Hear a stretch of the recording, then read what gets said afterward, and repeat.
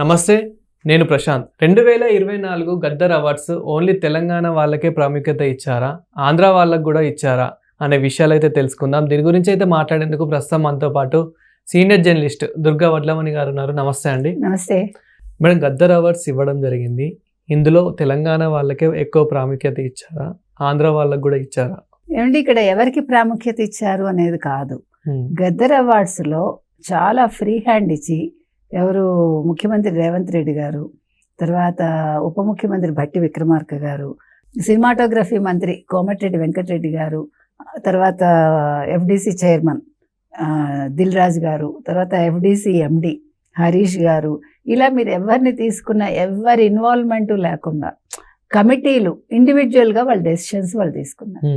జయసుధ గారితో పాటు ఒక పెద్ద కమిటీ ఏర్పాటైంది. ఆ కమిటీలో వాళ్ళు చాలా రోజులు, రోజుకి 2 సినిమాలు 3 సినిమాలు కూడా చూసి గత 60 రోజుల్లో 30 రోజుల్లో మొత్తం వాళ్ళు నిరంతరాయంగా సినిమాలు చూసి ఎక్కడ పక్షపాత ధోరణి లేకుండా వాళ్ళు అవార్డ్స్ అయితే ఇవ్వటం జరిగింది. ఇక్కడ సినిమాలు ఆంధ్రావా లేకపోతే తెలంగాణవా కాదు, సబ్జెక్ట్ ఏంటి, కొత్తదనం ఉందా లేదా, కొత్త కొత్త డైరెక్టర్స్ వచ్చారు మీరు చూడండి.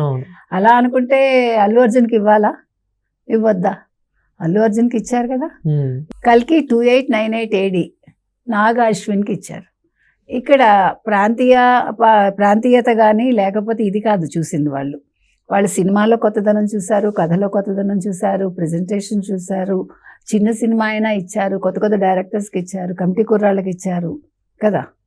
తర్వాత 35 ఇది చిన్న కథ కాదు అనే ఒక సినిమాకి కూడా, అంటే అందులో ఉండే ఆర్టిస్టులకి ఇచ్చారు. ప్రతి ఒక్కరికి, అంటే అన్ని రంగాల్లో ఇచ్చారు. 24 క్రాఫ్ట్స్ చూసుకుని ఇచ్చుకున్నారు.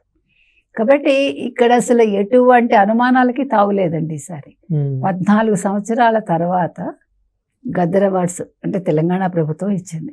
అంటే అరణ్యవాసం అజ్ఞాతవాసం ముగించుకున్నాక అన్నట్టుగా అనమాట. 14 ఏళ్ళు అంటే గత ప్రభుత్వం 10 ఏళ్ళు అసలు అవార్డ్సే ఇవ్వలేదు.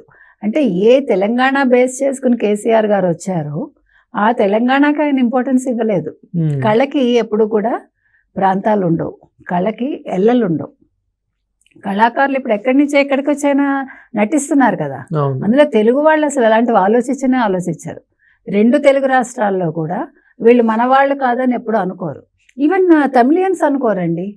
మీరు రాజకీయాల్లో కూడా తమిళనాడులో చూసుకుంటే మీకు ఎంజి రామచంద్రన్, శ్రీలంక మలయాళీ, ఆయన ఎవరు జయలలిత, సగం తెలుగు సగం ఆవిడ హెబ్బర్ అయ్యంగారు, ఆవిడ మైసూర్ మహారాజా పరంపరలో వచ్చారు ఆవిడ. తర్వాత కరుణానిధి తెలుగువారేగా. అట్లా మీకు వాళ్ళు అవి చూసుకోరు. వాళ్ళు వాళ్ళ భాషకు ప్రాముఖ్యత ఇచ్చారా లేదా, వాళ్ళ రాష్ట్రానికి వాళ్ళు ఎటువంటి ప్రాముఖ్యత ఇస్తున్నారు, ఇవే చూసుకుంటారు. వాళ్ళు నిజంగా వాళ్ళు రాజకీయానికి పనికొస్తారనుకుంటే ఇస్తారు. అలాగే వాళ్ళ సినిమాల్లో కూడా, తెలుగు సినిమా తమిళనాడులోనే ఉండిందిగా ఒకప్పుడు. మద్రాసు కేంద్రంగా మొత్తం చలనచిత్ర పరిశ్రమ అక్కడే ఉండింది. ఏ రోజు ఎవరు ఆ భేదాలు అనుకోలేదు. అదేవిధంగా కన్నడ వాళ్ళు నటిస్తారు కదా. నిన్ననే మాట్లాడుకున్నాం మనం. ఇప్పుడు నాగార్జున తర్వాత బాలకృష్ణ నటించబోతున్నారు కదా, అలాగే శివరాజ్ కుమార్ నటించబోతున్నారు కదా. నేను అనేది ఏంటంటే ఎవరికి ఇచ్చారని తప్ప ఏ ప్రాంతం వాళ్ళకి ఇచ్చారు, ఒక ప్రాంతాన్ని ఎక్కువ చేశారా ఒక ప్రాంతాన్ని తక్కువ చేశారా అనేది కాదండి. ఈవెన్ ఇవాళ పుస్తకానికి కూడా ఇచ్చారు award, Gaddar awards. First time ఒక మంచి, అంటే చలనచిత్ర పరిశ్రమకు సంబంధించి లేకపోతే చలనచిత్రానికి సంబంధించి అంటే వాళ్ళు చేసిన ఒక మంచి పరిశోధనకి ఒక అవార్డు ఇవ్వడం జరిగింది. మన సినిమా ఫస్ట్ రీల్ అనే పుస్తకానికి రెంటాల జయదేవ్కి ఇచ్చారు. ఇప్పుడు ఉద్యోగరీత్యా మనిషి చాలా ప్రాంతాలు తిరుగుతారండి. అంత మాత్రాన ఏ ప్రాంతానికి వాళ్ళు కన్ఫైన్ అవ్వరు. ఇప్పుడు మాలాంటి జర్నలిస్టులు ఉన్నారండి, మేము చాలా చోట్ల పనిచేసి వచ్చాం. కాబట్టి నేను తెలుగు దాన్నే తప్ప నేను ఆంధ్ర దాన్నా లేదా తెలంగాణ దాన్నా చెన్నై దాన్నా ఉండదు. జర్నలిస్ట్కి అసలు ఉండకూడదు. అది ప్రాంతీయ భేదాలు లేకుండా, ఎవరి మీద పక్షపాతం లేకుండా రాసే వాళ్ళే జర్నలిస్టులు కదా. సో ఆ రకంగా కూడా ఆ పుస్తకానికి న్యాయం చేశారు అంతే. మీకు అర్థమవుతుందా? కాబట్టి అక్కడ తెలంగాణ వాళ్ళకి ఇవ్వలేదా, ఆంధ్ర వాళ్ళకి ఇచ్చారా కాదు. ఆ పుస్తకం నిజంగా పరిశోధన చేసి రాశారా లేదా, ఆ పుస్తకం తెలుగు చలనచిత్ర పరిశ్రమకి ఏమిచ్చింది అనేది చూడటం జరుగుతుంది. అందుకని ఇవాళ ఈ అవార్డ్స్ అనేవి చాలా ఆలోచించి ఎవ్వరి ఒత్తిడి లేకుండా ఈ ప్రభుత్వం ఫ్రీ హ్యాండ్ ఇచ్చి అసలు ఎటువంటి రికమెండేషన్స్ కానీ ఇది ఇవ్వండి అని కానీ అది ఇవ్వద్దని కానీ ఎవ్వరూ చెప్పలేదు. సో ఆ రకంగా చాలా ఆనందకరమైన విషయం అండి ఇది. ఇవాళ నివేదా థామస్ ఎవరో అమ్మాయికి వచ్చింది, మరి అమ్మాయి మలయాళి అది కాదు కదా. అలా మీరు మొత్తం కేటగిరీస్ చూసుకుంటే ఇవాళ, ఎందుకంటే ఇప్పుడు నేను లిస్ట్ చదవట్లే, వేస్ట్, అది ఎలాగే ఈ పాటికి ప్రజలకు తెలిసిపోతుంది కాబట్టి ఏ రకంగానూ అన్యాయం జరగలేదండి. చాలా చక్కగా గద్దర్ అవార్డ్స్ మొట్టమొదటిసారి ఇచ్చినందుకు చాలా బాగా జరిగాయి. చాలా బాగా అంటే తీసుకున్న నిర్ణయాలు కూడా చాలా చక్కగా తీసుకున్నారు జయసూద్ గారి కమిటీ. అదేవిధంగా పుస్తకానికి సంబంధించి భగీరథ్ గారు, మధు గారు ప్లస్ మేము కూడా అన్ని క్షుణ్ణంగా చదివి నిజంగా ఇది అవార్డుకి ఎంపిక చేయడానికి తగిందా కాదా చూసాక ఇవ్వటం జరిగిందండి.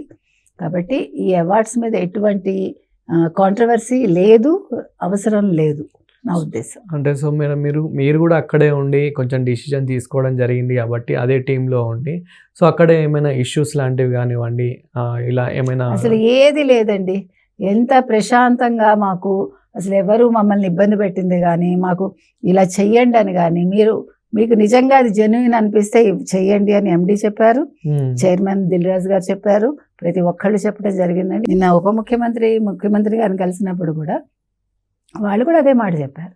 మేము కలగజేసుకోదలుచుకోలేదండి, కమిటీని పెట్టింది ఎందుకు, మీరు సజావుగా చేస్తారని, మీరు ఎటువంటి ఒత్తిళ్ళు లేకుండా చేస్తారని భట్టి విక్రమార్క గారు కూడా అదే చెప్పారు.